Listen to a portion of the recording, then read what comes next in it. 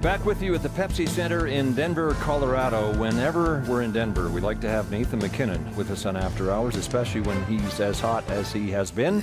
1 assist tonight, although one you weren't particularly proud of.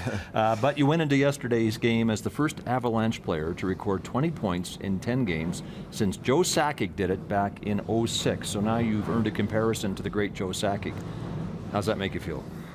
Pretty good. I mean, Joe, I don't think I'm catching 700 goals, but I guess you never know. I guess 10 games, I'll take it. I got something to say to him. Louis. You know, you're off to a tremendous start this year, probably the best of your career. And, you know, we talked a little bit this morning about you coming in just wanting to be a little bit faster, a little leaner, and it looks like you're a little quicker on the ice. Is that part of the impact you've had this year? For sure. I think in the summer, just getting your body right, and you know, I think the big thing too is my mind. You know, my 5th season now, I've learned to stay even keel. You know, trust my game, and obviously things are going to come eventually. Whether they don't come, I had a slow start to the season. I just kept believing in it. Obviously, Gabe and Mikko have really helped me out. They've been awesome, and the rest of the team. So, you know, it's been a good start for myself, and you know, we've proved some people that we can play too. All right, so Nathan, check out some numbers here that support the fact that November has been the best month of your career. How have you caught fire in November? I don't know. I just think that you know, you're kind of getting used to it in October. You know, I don't know how to explain it. I guess I've always liked November. Even in junior, it's always fun. Get the cheesy mustache going. And, yeah, I mean, I guess I need to continue that, obviously, all season, my numbers in November. But I can build on that for sure. And like I said, I think I've learned to stay more even keel. That'll help me throughout the rest of the season. You know, a year ago at this time, your season wasn't lost, but it was about to be. A year later, the Avalanche have a winning record. Despite the fact you lost tonight, but you're still in the playoff conversation. Why are things so different here this year? Well, I think everybody has a chip on their shoulder. I mean, all of our returning guys, we didn't have very good seasons. We want to prove to the league that we can play, and you know, obviously, all of our young guys, they just want to be in the NHL. So they're working extremely hard, and also we're very fast. We're very young and fast, and we can score. Obviously, tonight we didn't score many goals, but I think we're in the top half of the league in scoring. Our power play has been better, and yeah, we're just believing in ourselves. And obviously, myself and Gabe, and now that Dutchy's gone, we need to step up too. And it's a challenge, but I feel like you know, we're doing a pretty good job so far. You know, you mentioned something about the young guys that have injected a lot of energy on this team, and it seems like you guys are closer this year. You guys just seem to be having a lot of fun together. Like when I watch you guys interact, you're all on the same page. Yeah, that's spot on. I mean, I think you know, we're so young that, you know, the young guys are the leaders on the team. You know, obviously it's been tough. You know, myself, Gabe was a captain at 19, so I mean, and even for me as an assistant, it was tough to get through or have the confidence to talk in the room to 38-year-olds and you know, Iggy and Boschman. Those guys were great leaders for sure, but definitely a lot more comfortable this season. And that helps. I think it helps my play too. I just feel more comfortable in the dressing room. I think everyone does as well. You get a guy like Alex Kerfoot join the team this year, and he's seen as a young guy, you know, NHL rookie, but he's 23. He's actually a year older than you. Yeah. How nice it must be to not be hit with the what's wrong question everywhere you go, as you were last year. Nonetheless, there were some highlights for you last year, in particular, one that caught everybody's attention late in the season. This goal against the Washington Capitals, in which you split the defense and a sweet move to score. I think this goal speaks to the expectations that fans have for you as a first overall draft pick, which is they expect something special from you every time you step onto the ice. Do you feel that pressure? I don't feel it. You know, some nights you're a little more confident than others. You know, sometimes everything's going right, and sometimes, you know, you're fighting a little bit. You know, I don't feel the pressure, but I definitely expect a lot of myself when I get the puck. I feel like the neutral zone is an area of my strengths, and obviously in that goal, I got fortunate I could put it through him twice, but I mean, that doesn't always happen, but you know, it definitely felt good. Yeah, but that had everything about your game. It had speed to split the defense. It had the sweet move at the end. So here are some more numbers to support how well you and your line mates are playing at home. These are updated after tonight. 45 points in 10 home games. That's impressive. Yeah, I mean, last year we, I mean, don't want to talk about last year too much, but we were poor at home, made a poor home record, and I don't know what my numbers were, but they weren't great. this year we're using it to our advantage. I mean, we're fortunate their fans are sticking with us after last season, and I mean, those two guys have been unbelievable. So Nathan, how quick a career can be derailed was underlined for you early this season in a game against Anaheim. A stick to the eye area. This looks nasty. When you see it, how lucky do you feel to still have 20/20 vision? It was one of the scariest moments of my life, honestly. You know, the blade got me right in the eyeball. It's funny. I looked up to the ref, and he was like, "Oh my God," as if my eye was bleeding on the ice. So I didn't know what was going on. I don't know if my eyeball was split open. I didn't even miss it. I guess I missed the rest of the game just to be sure. But I played the next night. But I didn't know what was going on. I couldn't see for 5-10 minutes, and just feel lucky to play. I know it's a cliche, but like, you know, my life flashed before my eyes. I didn't know what I would do without hockey. But I feel very fortunate. How long before your vision came back? About 5-10 minutes. So, I mean, I couldn't open up my eye. They're trying to dilute it, and yeah, like I said, I feel very lucky. And you know, the blade just got me in the eye. I think his name's Derek Grant texted me after, and which was really nice of him. I know a couple guys in Anaheim, so I know he didn't mean to do it. Just trying to lift my stick near the net, and like I said, I feel lucky. Well, we can well see how the 10 minutes during which you waited for your vision to come back were the scariest of your life. Louis?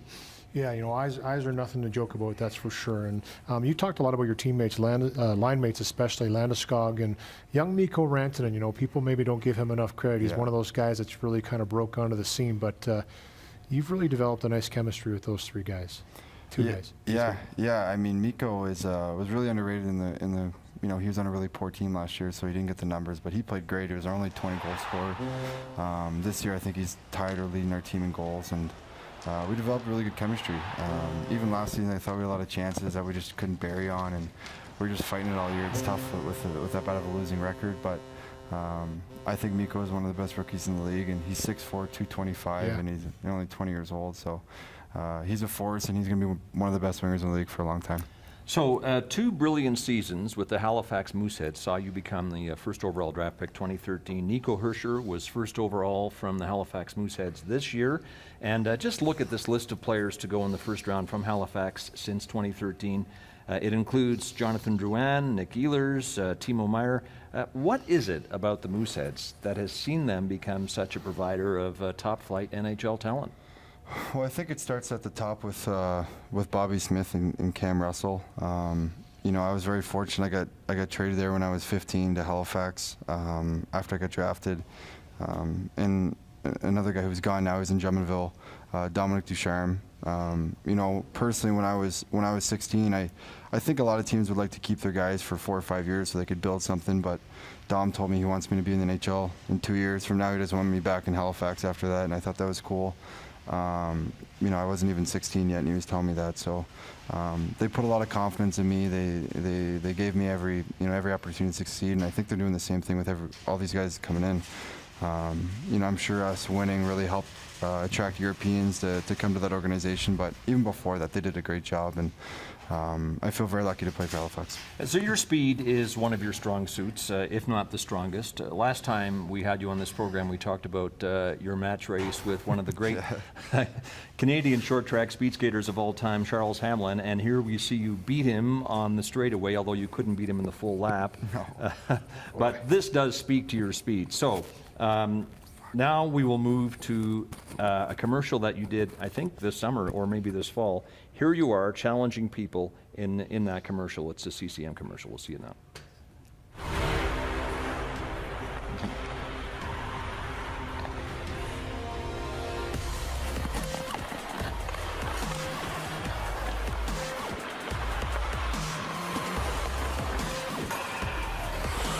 Catch me if you can.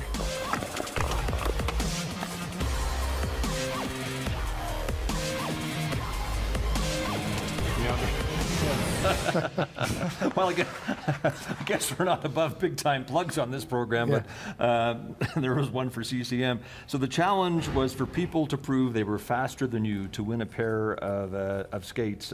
If Charles Hamlin couldn't beat you, how was the average Joe supposed to, Nathan? Well, we're talking today. If some 13-year-old is going to beat me in a race, I hope not, at least.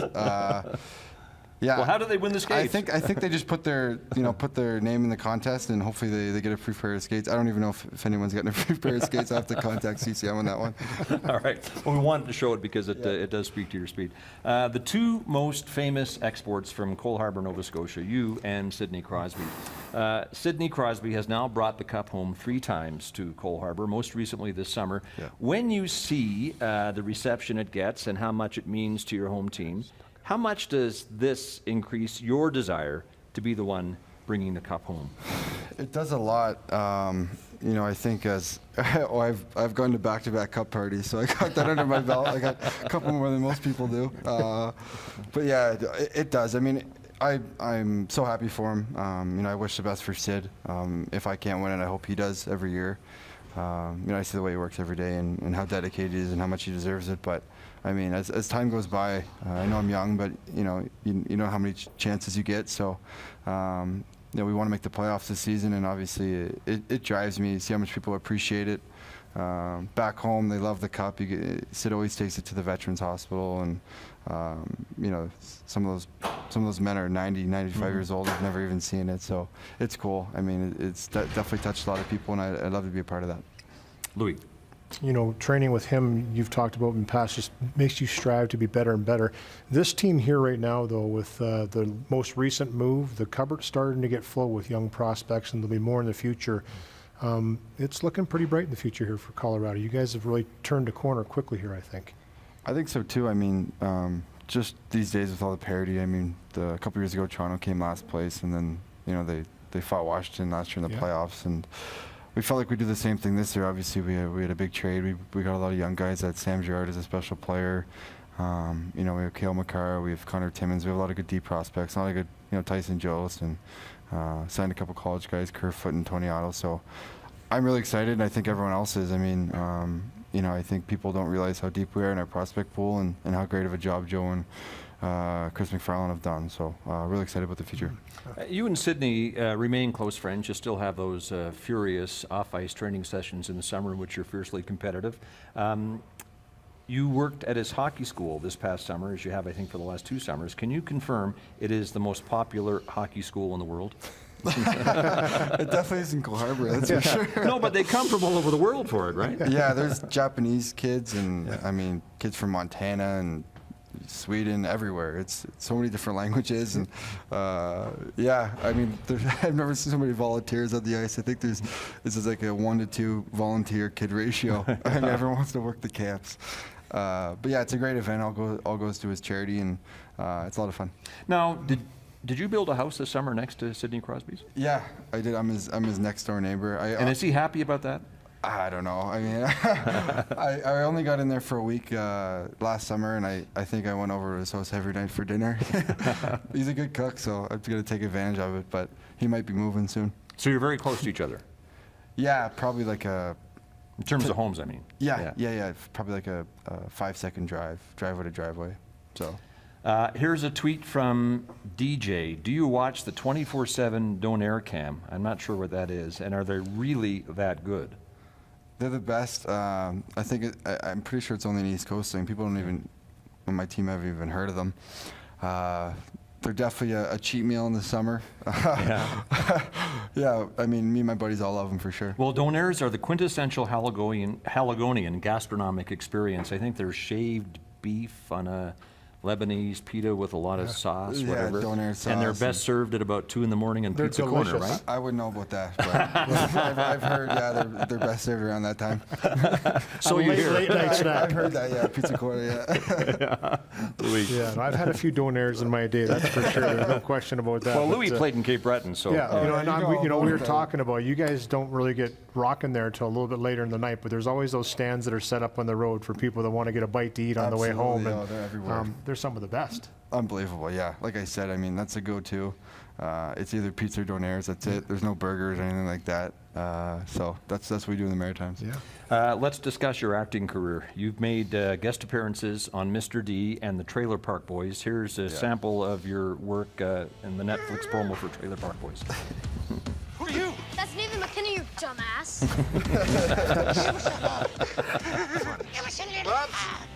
Wow, Nathan, that's some solid acting right there. Go ahead and show it. The kid. No, we showed it last time you were on, but it's neat to see. Where does the acting career stand now? Like I told you this morning, I'm taking a break. You know, it was an awesome experience. All those guys, I mean, I think a couple of them are from Cole Harbour. Bubbles is from Pictou. Right. They're all local guys, so it's pretty cool how big they've made it. Yeah, I mean, they texted me to come out and do a little cameo. I did a couple things with Mr. D. He invited me out when I wasn't even in the NHL yet. I was in junior.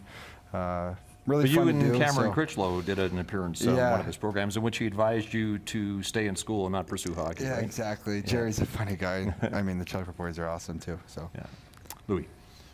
Well, no, I really don't have too much else to ask, to be honest with you. I'm just listening to the stories you're telling. All right. So, Nathan, you're waiting for the proper role to come along now. We'll leave it at that as far as acting goes. Well, actually, we won't leave it at that as far as acting goes because you and Sidney Crosby's Tim Hortons outtakes from a couple of years ago when you were manning the drive-in went viral, largely because neither of the two of you were acting. You were just being yourselves, and that was evident. So we showed a few of those the last time you were on the program. Just in case anyone missed them, here's a couple more. Hey, Crosby. I'm Nathan Mackinnon. And we're running the drive. Crispy chicken jalapeno burger.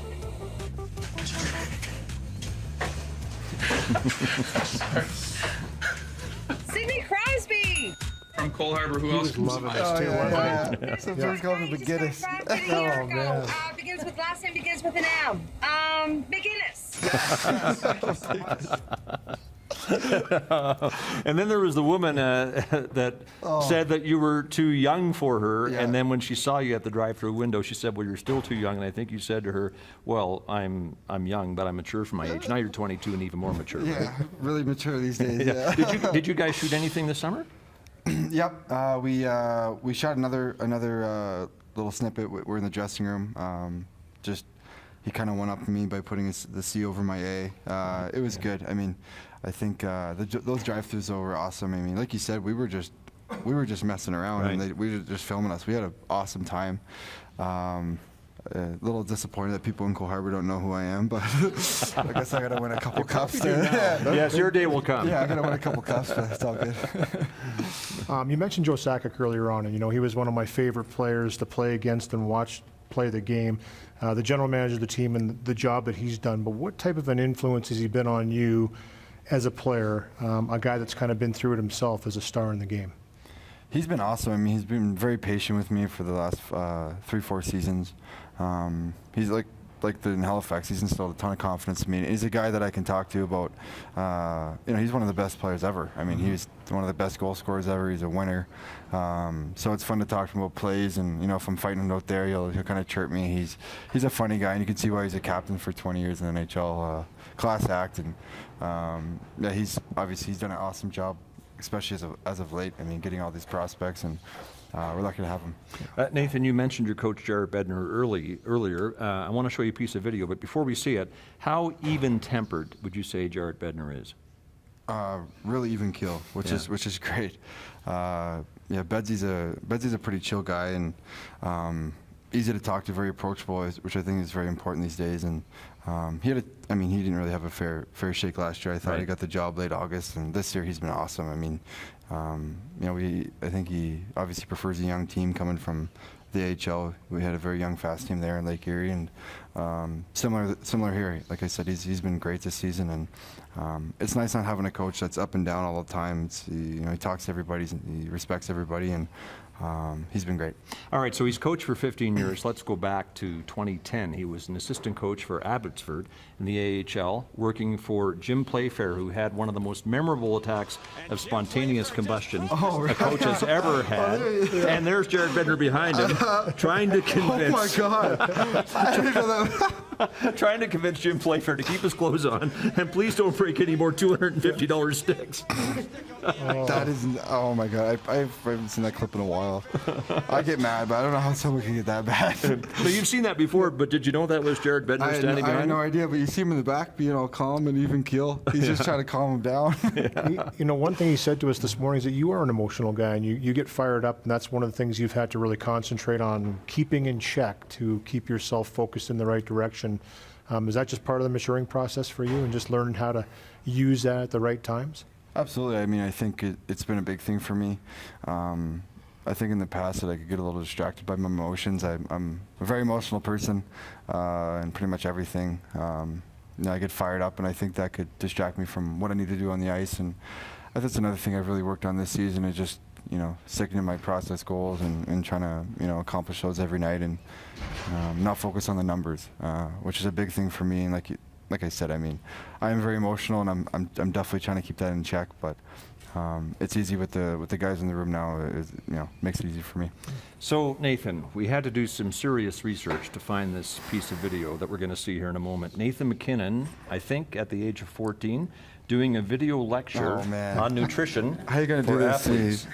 It runs about 5 minutes. You're not going to show 5 minutes, are you?